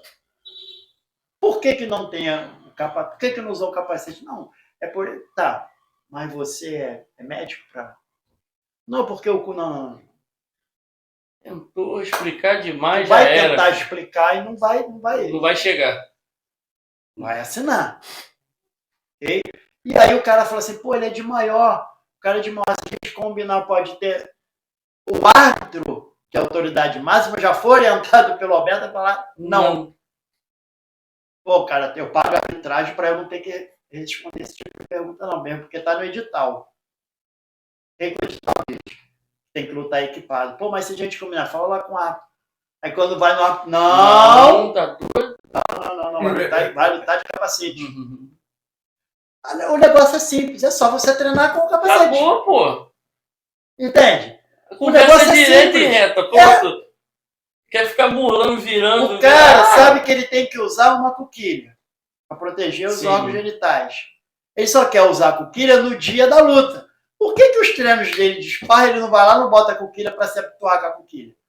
Acho que naquele evento teve até um rapaz que tava com problema, lembra? Que a gente ficou comentando isso. E, cara, ele tá com problema ali. Acho que ele não tá desconfortável. Alguns equipamentos são de uso pessoal. Eu não cedo, não tem como eu ceder. Ah, tu tem uma luva aí para me emprestar, meu irmão? Tem uma luva velha ali, que daqui a pouco eu vou jogar fora, porque fica cholé dentro do CT. Aí eu jogo fora. Tem que comprar. Não tem jeito. Artes marciais é caro. Pra manter, cara. Hoje tem vários fabricantes, aí você consegue uma luva, um kit aí por 130, 150, não é o kit, mas dá para você iniciar, pegar o gosto, se vai... Questão de durabilidade, né? Você vai pegar o gosto. Pô, gostei de treinamento, pô, vou investir numa luva de qualidade. Pô, mexe, qual luva que tu me indica? Eu te indico essa aqui. Ok? É caro, o material é caro. E aí eu não posso ter lá disponibilizado dentro do CT 10 pares de luva. Porque 10 pares de luva, aí eu tenho aula 10 horas da manhã, eu tenho aula 17 horas, eu tenho aula 18 horas, eu tenho aula 19 horas, eu tenho aula 20 horas. São 5 horários. Se todo mundo usar essas luvas, quando acabar o treino, vai pegar essas luvas, vai botar lá na prateleira. No dia seguinte, quando eu abrir o CT, elas estão suadas e fedendo. Cheiroso. Quando nós vamos deixar jogado, é o bobão aqui tem que estar lá organizado. Não. Cada um com a sua luva. Ih, tô querendo babar. Eu não tenho. Vamos bater saco. Eu não tenho luva. Não bate o saco. Simples. Chuta, faz outra coisa. Aí tu se vira nos treinos. Tem equipamento para isso. O papel principal do treinador é ensinar e dar os materiais necessários para o treino. O que a gente tem? A gente tem lá os sacos de pancada, tem as manoplas e tem as manoplas de chute, que a gente chama de tie pad. Ponto. E tem um ringue, para o cara saber o que é lutar num ringue. Isso é o primordial. Todo o resto. Era uma dificuldade que nós tínhamos de entender que você usa o ringue a teu favor na luta. Sabe? Se você tem uma movimentação dentro do Muay Thai que você usa a corda para trabalhar. Sim. Ok? Para quebrar a postura, enfim, tem uns detalhes grandes dentro do Thai. Quando você tem um ringue, você se sobressai nas lutas, por ter o ringue. Então, as equipes que não têm, o cara, quando chega ali em cima, pô, é colocado, ele sente a diferença. Sabe? Não estou dizendo que ele não ganharia a luta, não é isso. Mas é uma vantagem, a gente tem uma vantagem. Até porque ele tenta correr de cara com as cordas. As cordas, é isso aí. Então, enfim, material de uso pessoal. Luva, bandagem, protetor bucal. Anota aí, ó. Quem estiver assistindo aí, e anota e depois vai lá, compra e já vai já com isso. Sabe que não vai ter, não. Uso pessoal é isso. Isso aí. Beleza. Ah, Alberto, e por que você vende camisa? Camisa é da equipe, para você ter um padrão, porque hoje tudo é mídia. Então, como é que você vai tirar foto? Por exemplo, é proibido treinar com camisa de clube de futebol. Não porque eu torço por um time e você por outro. Não. É feio. Eu acho feio na hora que você for tirar a foto, tá lá. Ah, com certeza. Todo mundo padronizado e o cara fora do padrão. Quando o cara vai a primeira vez, eu já falo, ó, pai, próxima aula não pode estar com camisa de clube de futebol. Fechou. Coisa mais neutra, né? Neutra. Ah, qual roupa que a criança vende? A única roupa que ele tiver que não serve para ir pro shopping. Não, porque tem mãe que enfeita a criança para ir treinar, né, meu irmão? Pega aquele short, aquela camisetinha surradinha, bota que ele vai rolar no chão, ele vai suar. Beleza? Beleza. Fez um mês de treino. Mãe, tá na hora de comprar o equipamento. Material de uso pessoal, corda. Gente, a corda é R$3 um metro de corda, R$4,50 nas lojas de materiais. Tem aluno que acha que eu tenho que dar corda. Mestre, eu não tenho corda. Sabe como é que eu só olho. Aí eu chego pro graduado e falo, ele não tem corda e sai. Ele não tem corda, só escudo, isso é problema teu que tu não tem corda. Contigo mesmo. Não tem corda não, eles estão pulando. Fica pulando aí sem corda, eu não posso fazer. Quando é feita a matrícula, a primeira coisa que eu falo, tem que comprar corda. Eu dou até o local e dou o preço da corda. Ah, qual é o tamanho da corda? Compra o tamanho dele, mais tantos centímetros, mais 20, 30 centímetros, se não me falha a memória. Tá legal. Se eu tenho 1,78 m, é 1,78 m de corda, mais 50 centímetros. Que aí você vai enrolar na mão, se ficar muito grande, tu corta, não pode ficar curta. E ele tem que passar ainda por você, tem que passar, isso aí. Pô, vai ali e compra uma cordinha, cara. Simples. Coisa simples. Mas tem pais... Cara, aí acha que tem que ser da... Aí vamos lá. Vamos lá, nós temos um outro atenuante também, que é o exame de grau. Também tem... Por que se cobra o exame de grau? Por que não? Eu sempre faço essa pergunta, por que não? Então vamos lá. O que a gente gasta com o exame de grau? No Muay Thai, graduação, aquelas cordas, pra JED, tem que mandar fazer. No kickbox, faixa, tu tem que comprar. No taekwondo, faixa, tem que comprar. Não tem jeito. Você tem que cobrar. Aí o que você faz? Você já faz um apanhado, você já tem um local que vai te fornecer o material, com preço bom, tu já embute isso no exame. Aí você tem que mandar rodar certificado. Ah, Alberto, por que você não compra uma impressora? Tá, mas não tem que comprar tinta, não tem que comprar as folhas. Não tem o meu mais chata do bagulho. Não tem o meu tempo na frente do computador preenchendo certificado por certificado, porque quem preenche sou eu. Para mandar para o cara poder imprimir. E o meu tempo ali. Aí você tem... Serve de nada. E aí você tem custo. Você tem custos dentro do trabalho que hoje não é luxo. Uma internet não é luxo. Você precisa ter. Né? Você precisa ter. Por exemplo, eu vou escrever vocês na liga. É pela internet. Eu tenho que ter internet. Eu tenho que enviar todos os seus dados. Mas por que tu não usa do teu vizinho? Já pensou? Não vamos fazer essa pergunta não. Vai tomar uma usada. Já pensou? Vai chegar nesse limite, cara. E vai acontecer, porque as pessoas são anormais mesmo, cara. Enquanto, o moleque pulando cola. Eu falei, filho, em agosto tem exame, tem que fazer exame. Tem dinheiro pra pagar exame, não. E tá pulando. Aí eu olhei pro meu lado e falei, ele falou isso. Ele falou assim. Eu falei, tudo bem, então não faz. Na cara dura. Tipo assim, tá bom, vou te dar o exame. Não, cara. Não vai fazer. E aí, tem uma pessoa que assina um certificado junto comigo. Aí tu acha que eu vou trazer um mestre de fora Para vir para cá, não vou pagar o café da manhã dele e o transporte dele. Eu tenho que fazer isso para ele, cara. Sabe por quê? Porque quando eu vou, eu sou honrado.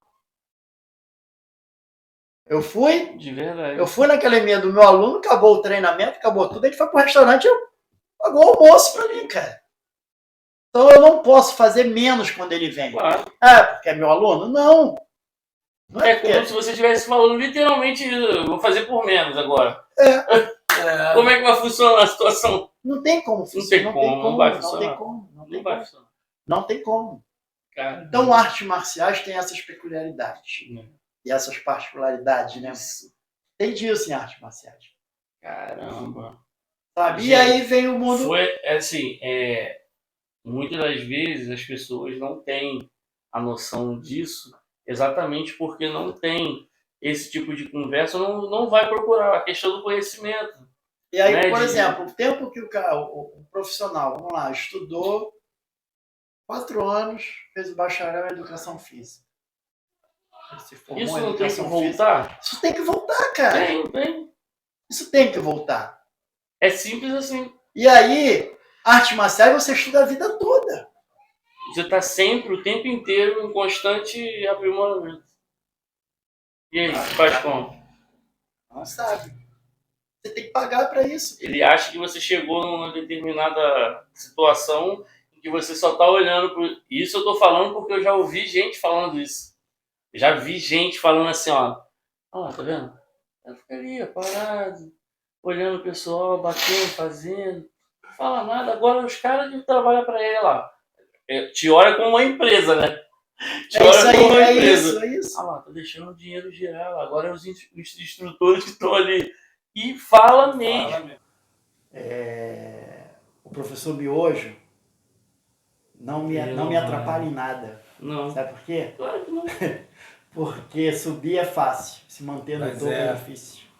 Daqui a pouco ele desiste. Porque ele não tem feeling. Não sabe o que é isso. Não vai saber falar. Não vai saber o que dá, porque não tem experiência para isso. Não tem conhecimento para isso. Porque saber socar, segurar um iPad, ter lutado 2, 3 vezes, 4 vezes, não o torna um profissional de ensino. Com certeza. O que te torna um profissional de ensino é a sua capacitação durante esses anos e o seu talento, o seu chamado para isso. Exatamente. Não é qualquer um que tem talento para isso. Não é qualquer um que apita. Você vai se formar em história, você vai para uma escola de aula de história, não. Eu tenho um objetivo, eu tenho um plano. Isso aí. Eu tenho um plano. A minha formação em história tem um plano e um segmento. É a primeira formação. Depois de 56 anos, tá fazendo faculdade. Eu falei, porque agora é o momento. Agora é o meu momento. Então, existe um plano para ser executado, ser colocado em prática esse plano. Para ajudar. Sabe? E voltando aos profissionais de hoje. Hoje você tem aí um monte. Muito espalhado por tudo quanto é lugar. Tem fulano tá dando aula de Thai, os caras dão aula de Muay Thai, os caras dão aula do que ele quiser, mano. Ele não pode falar de mim, não pode tentar me queimar, mas não vai me atrapalhar em nada. Aonde que dá aula tá o lugar. O que ele tem de atrativo dentro do CT dele que eu não tenho? É isso aí, é jogar onde ele erra. Ou aonde ele até acerta, mas que você também pode inovar, você pode... Aí. Geralmente ele vê na empolgação, porque tá vendo o mestre fazer. Agora, aí vai tentar copiar, porque geralmente as pessoas copiam, né? Copia. Isso aí. É isso aí. É copiar. Não sabe o segredo, desaba. O camarada acha-me, você tá ali no teu empreendimento ali ralando. Ele acha que se ele comprar uma máquina e os produtos, ele vai fazer o mesmo trabalho que você, cara. Amanhã o camarada que sentou aqui nessa cadeira vai achar que você, vou fazer um podcast também. Aí, é isso aí. E não pode abalar a gente ao ponto da gente parar ou da gente achar que não tá bom o suficiente. O camarada ele tem que entender que as coisas têm um tempo. E quando você queima a etapa, lá no final não vai dar certo. Meu pai falava assim, tudo que começa errado vai dar errado. É isso aí. O final é erro. Não tem como dar certo. Verdade. Então era só o cara cumprir o tempo dele onde ele estava. Cumpre o tempo. O mestre ia chegar para ele, ó, Coisa tu vai simples, ser, né? tu vai ser, pô, cara, tu vai carregar uma equipe. Imagina você sendo formado, ok? E já ter uma equipe. Você já tem um nome. Pode fazer o trabalho. Vai levar o meu emblema. Vamos, leva o emblema. Depois de um tempo, olha só, a partir de agora, É contigo. tua equipe. Aí é que a gente vai Porque foi ver assim que eu realmente. fiz Mas Foi é assim assim que pra eu fiz. praticamente tudo na vida. tudo. As pessoas, elas conseguem ou burlar ou não querem entender o processo e aí, Abandona. infelizmente, acaba aprendendo pela dor ou às vezes nem aprende. Então, A minha preocupação, se eu falar assim, Alberto, você não se preocupa, eu estaria mentindo. A minha preocupação é o que pode acontecer durante uma aula dessa, porque quando fala assim, professor de Muay Thai, professor de artes marciais, engloba todo mundo. sim, claro. Na hora que um atleta vier para fazer uma matrícula, ele vai vir com aquela imagem na cabeça. Verdade, Ou pode acontecer aqui o que aconteceu lá. verdade.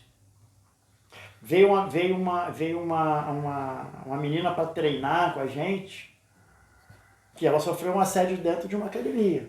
Caramba, então já veio com trauma pra Já veio vocês. com trauma. A gente tem que saber como Caramba, cuidar disso. E aí?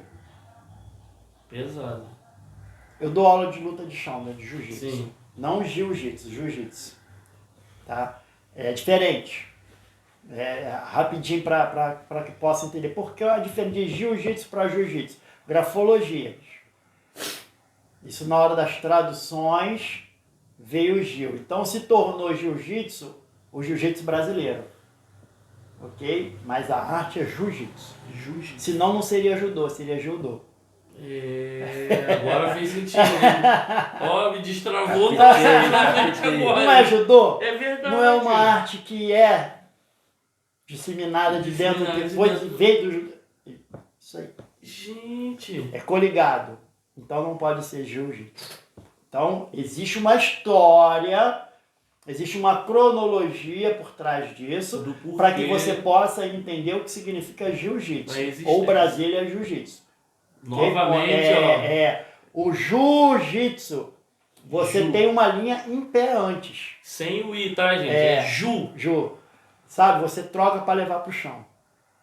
Coisas que eles tiraram. Só a luta de solo. Entendi. Ok? E hoje eu tenho 3 meninas. Eu só tenho elas 3 treinando comigo. E eu tenho um cuidado. Porque o jiu-jitsu requer o quê? A proximidade. Proximidade, é. Então trabalha muito as 3. Aí eu vou fazer uma posição. Aí eu mostro a posição. Pra não ter essa coligação Não ter. com o que já aconteceu. Com outra pessoa, com outra atleta. Eu tô lá no CT, entrou um carro, nessa troca de horário, né? Acabou a turma de 17 horas, que é o Kids, começou de 18. Aí entrou um carretão vermelhão lindo.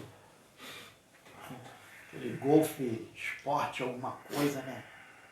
Rodão cromado. O cara parou, desceu, bicho.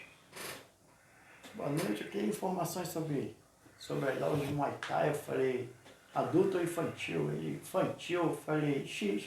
Ele, pô, mas não tem projeto não? Aí eu falei assim, não. Aí, não, eu ia botar meu filho se fosse projeto, virou as costas e foi embora. Uma carreta. Mas não quer investir R$40, cara. Caraca, que Uma bagulho criança. esquisito, mano. Pra uma criança. Bagulho totalmente O esquisito. mesmo atleta isso, que né? falou pra mim que não tinha grana pra pagar um exame de grau, me falou que o pai é fumante. Aí, Eu perguntei, teu pai fuma? Fuma. fuma mesmo? Eu fiquei olhando quanto é uma massa de cigarro que eu não tenho nem ideia. Aí eu não sei quem falou lá um valor e que eu já fui calculando num mês quanto o cara gastaria. Aí tu pega uma tabela de exame e mostra assim. Aí o cara... Caraca. E aí que bagulho. espera, gente, espera que somente as aulas, gente, é tudo interligado, é tudo conectado. Sim. Ok? Não parece não, mas se você vê, é como você tá na escola, tem a festa do Dia dos Pais e você não tá, e teu pai não está lá. Não tá lá. Ok? Um exame de grau, quando a criança ou adolescente, não importa, não faz porque não é o tempo dele, Sim.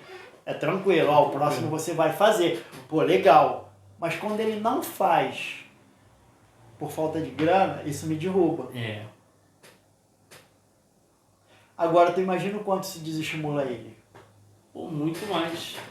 Pô, porque o exame de grau, você está mostrando para os pais todo o trabalho que foi feito de 4 ou 6 meses. Ok? Os exames são de 6 em 6 meses, Sim. mas se você tem 4 meses e bateu o calendário, você pode fazer o exame. Ok? E aí, é uma forma que nós temos de mostrar para os pais também. Ó, tá funcionando. Gente, tem alunos de projeto que até hoje eu não conheço pai e mãe. Que isso? Não conheço, assim, frente a frente, eu não conheço. Fala comigo pelo WhatsApp, olha lá. Caramba, velho. Complicado, né? Como é isso? Como é que faz? Desse jeito. A responsável de um aluno chegou lá de acrigel, trança, tal, e queria projeto. Ficou olhando assim, bicho. Por que tem que ser de graça? Acho que é o governo que acostumou Que muito acostumou, mal, né? né? As coisas Tudo serem- é benefício, tudo é benefício. Não. Ah, projeto. Se eu ganho, eu tive um projeto na mão, legal. Aí eu Se tive não um fosse projeto. um ONG, Se eu falava tenho, não, nada. cara, se eu tenho. Gente, olha só. Se eu tenho hoje um projeto que me pague um salário para minha equipe, para a gente trabalhar, eu vou continuar com os horários de projeto, os horários que tem que ser projeto, até 18 horas. Deu 19 horas, não é projeto. Quer treinar? Paga. Isso aí. Você faz Tá. o teu por fora ali a mais e... É desse jeito. Acabou. Tudo tem custo. Não é justo eu ganhar um salário de um projeto e tirar do projeto manutenção, Não. tirar para esse, tirar. Não é justo. Acho que tinha que ser igual o pessoal que faz essa ginástica aqui na nossa Nas praça aqui. pracinhas, né? O cara ganha para aquilo, para ter alguém ali junto com ele e tal, para poder rolar num certo horário e depois daquilo ali o que o cara vai fazer é pro dele. Acho que deveria ser da mesma forma. É até uma ideia aí, ó, para quem for olhar isso aí, né? Se for alguém influente, alguém. No começo do Cesarão, quando começou a surgir os campos de futebol, Sim. o meu pai era envolvido com isso. E aí nasceu o primeiro lá de baixo, Beto do Campo, Beto né? do Campo. E foi o primeiro campo, tirando aqui o Carecão, que era pedra pura, a galera foi limpando. Aí nasceu. Ainda sobrou, né? Um campo ainda. Ainda sobrou um campo na época, né? Então, enfim. Foram surgindo vários campos. Meu pai falou assim, gente, por que ao invés de ter esse numeroso, né? Ter esse número de campos, a gente não foca em apenas um para o conjunto e a gente junta as forças para fazer um clube dentro do conjunto. Fazer uma sede social. Fazer não só o futebol, mas se você tem uma sede social, daqui a pouco nasce uma quadra. Da quadra você tem o futebol de salão, do futebol de salão você tem o vôlei, do vôlei você tem arte marcial. Existe evolução para isso. Não, mas a galera queria assim, é o meu time. Aí é complicado. Aí nasceu o campo lá embaixo, aí nasceu o campo aqui, depois veio o campo dali, sabe? E assim foi. E foi pipocando. E foi pipocando. Hoje em dia, o que a gente tem aqui? 2 campos, né?